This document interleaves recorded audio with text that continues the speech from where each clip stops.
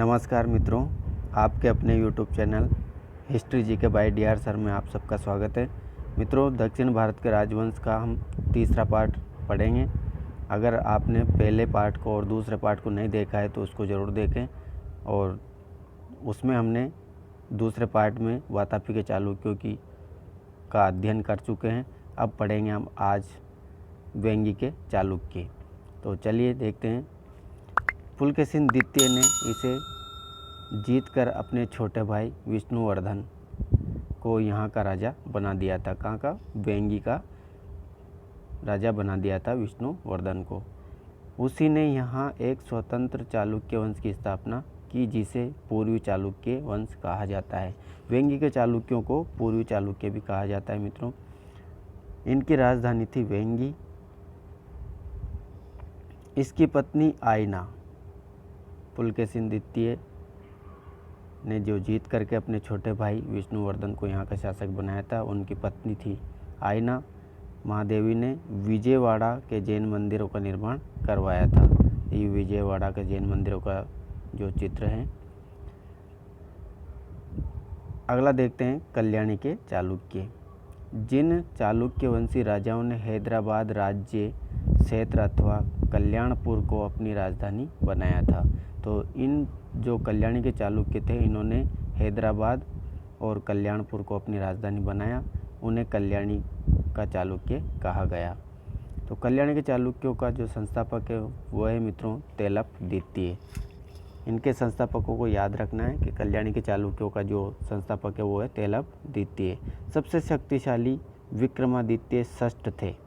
कल्याणी के चालुक्यों में जो सबसे शक्तिशाली शासक था वो था विक्रमादित्य षष्ठ। इन्होंने 1076 ईस्वी में राज्याभिषेक के उपलक्ष्य में एक संवत जारी किया जो चालुक्य विक्रम संवत के नाम से विख्यात हुआ।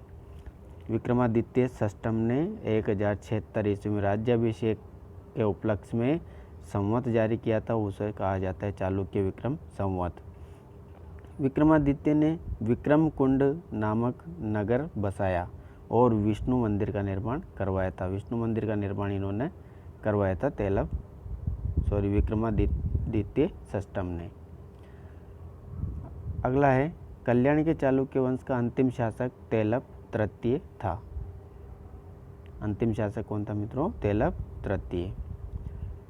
दक्षिण भारत के प्रमुख राजवंश। दक्षिण भारत के प्रमुख राजवंश देखते हैं मित्रों। इसमें पहला राष्ट्रकूट वंश और दूसरा चोल वंश।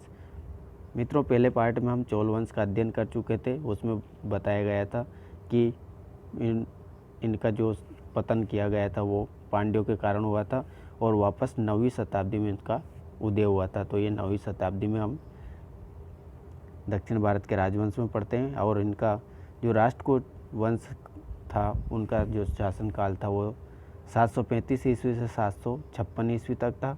और चोल वंश का था 850 से लेकर के 1279 तक।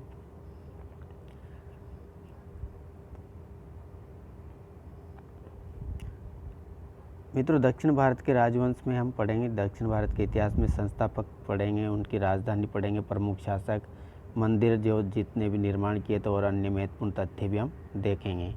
तो चलिए देखते हैं राष्ट्रकूट वंश।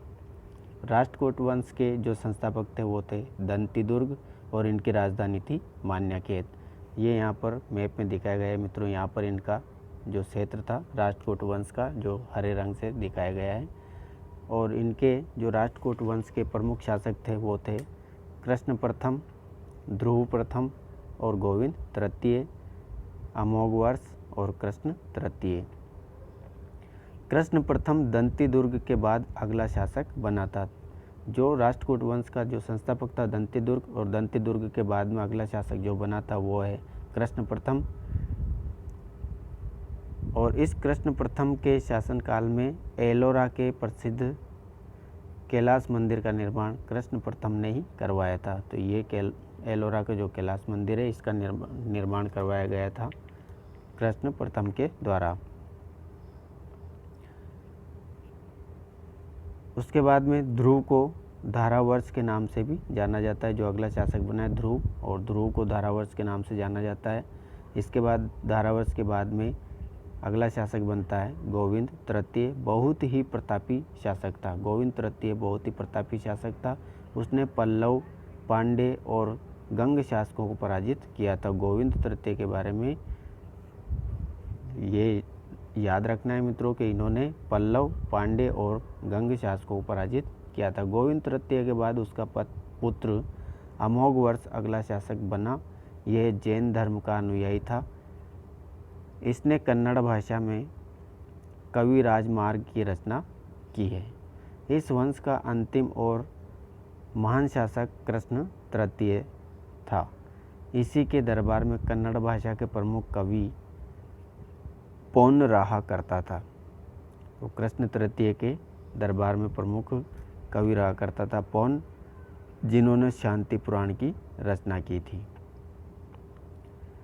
अगले कुछ महत्वपूर्ण देखते हैं मित्रों, महत्वपूर्ण बिंदु। वो है एलोरा और एलिफेंटा गुफाओं का निर्माण राष्ट्रकूटों के ही समय हुआ था। तो ये बहुत बार पूछा जाता है मित्रों कि एलोरा और एलिफेंटा गुफाओं का जो निर्माण हुआ था किसके शासनकाल में हुआ था। तो ये हुआ था राष्ट्रकूटों के शासनकाल में। एलोरा में 34 गुफाएं हैं। कितनी गुफाएं मित्रों? 34 गुफाएं। और इन 34 गुफाओं में से जैसे 1 से लेकर के 12 तक जो गुफाएं हैं उसमें बौद्धों की गुफाएं हैं, 13 से 29 तक हिंदुओं की गुफाएं और 30 से 34 तक जैनों से संबंधित गुफाएं हैं। अगला वंश देखते हैं चोल वंश। संगम काल में तीसरी शताब्दी में चोल वंश का पतन हो गया था। ये पहले पढ़ चुके हैं मित्रों। तीसरी शताब्दी में पांड्यों के कारण चोल वंश का पतन हो चुका था। 9वीं शताब्दी में इनका दोबारा उदय हुआ था।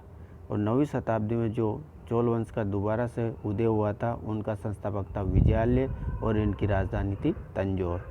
अब इनके चोल वंश के प्रमुख शासक देखते हैं। तो इसमें प्रथम देखते हैं प्रांतक प्रथम, दूसरा था राजराज प्रथम और तीसरा राजेंद्र प्रथम प्रमुख शासक थे। प्रांतक प्रथम, इसके शासनकाल में राष्ट्रकूट शासक कृष्ण तृतीय ने आक्रमण किया था। तो प्रांतक प्रथम के शासनकाल में राष्ट्रकूट शासक जो था कृष्ण तृतीय, इन्होंने आक्रमण किया था।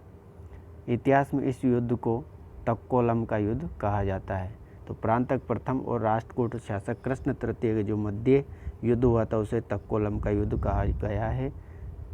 इसमें चोलों की बुरी तरह से हार हुई थी। इस युद्ध में प्रांतक का बड़ा पुत्र राजादित्य भी मारा गया था। अगला शासक देखते हैं राजराज प्रथम। राजराज प्रथम चोल वंश का सबसे महान और शक्तिशाली राजा था। ये शैव धर्म का अनुयायी था। इसने श्रीलंका पर आक्रमण करके उसके उत्तरी हिस्से पर विजय प्राप्त की थी। राजराज प्रथम ने श्रीलंका पर आक्रमण किया था और इसके उत्तरी हिस्से को जीत लिया था। इसी ने तंजौर में प्रसिद्ध वृद्धेश्वर मंदिर का निर्माण करवाया था। राजराज प्रथम ने तंजौर का जो प्रसिद्ध मंदिर है वृद्धेश्वर मंदिर, इसका निर्माण करवाया था। तो इसके बाद राजेंद्र प्रथम अगला शासक बनता है। राजेंद्र प्रथम के बारे में महत्वपूर्ण बिंदु देखते हैं मित्रों।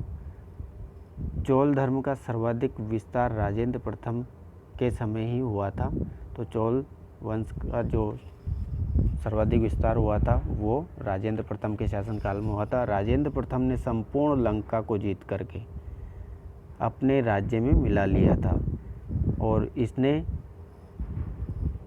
गंगेकोंड चोलपुरम को चोलों की नई राजधानी बनाई था। तो नई राजधानी राजेंद्र प्रथम ने गंगेकोंड चोलपुरम को अपनी राजधानी बनाया। तो चोल वंश का अंतिम शासक राजेंद्र तृतीय था। कुछ अन्य महत्वपूर्ण बिंदु देखते हैं मित्रों। चोल वंश में भगवान विष्णु के उपासक अलवार कहलाते थे। तो चोल वंश के जो भगवान विष्णु के उपासक थे उनको अलवार के नाम से जानते थे। चोल वंश में भगवान शिव के उपासक नयनार कहलाते हैं। तो शिव से याद रख लेंगे मित्रों। शिव की तीसरी आँख को नयन कहते हैं। तो शिव के उपासकों को नयनार कहा जाता है। अगला बिंदु है चोल काल में सोने के सिक्कों को कांसु कहा जाता था। बहुत बार पूछा गया प्रश्न है मित्रों, इसको याद रखना है कि चोल काल में सोने के सिक्के को कांसु कहा जाता था। चोल वंश के अधिकतम शासक धर्म के शैव धर्म के अनुयायी थे। चोल वंश के जो अधिकतम शासक थे वो उनका धर्म क्या था? शैव धर्म था। चोल वंश का राजा अपना उत्तराधिकारी अपने शासन काल में ही घोषित कर दिया करते थे। चोल वंश का ये एक महत्वपूर्ण विशेषता है मित्रों कि अपना उत्तराधिकारी वो अपने खुद के ही शासन काल में घोषित कर दिया करते थे। तो मित्रों वीडियो पसंद आए तो लाइक करना, शेयर करना और चैनल पर नए हो तो सब्सक्राइब जरूर करना। जय हिंद, जय भारत।